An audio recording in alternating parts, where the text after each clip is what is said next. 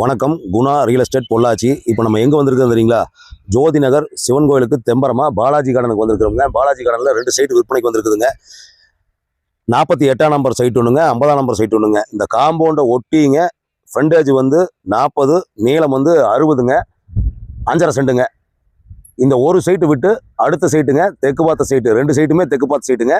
அது 40க்கு 60ங்க, 5.5 சென்ட்டுங்க.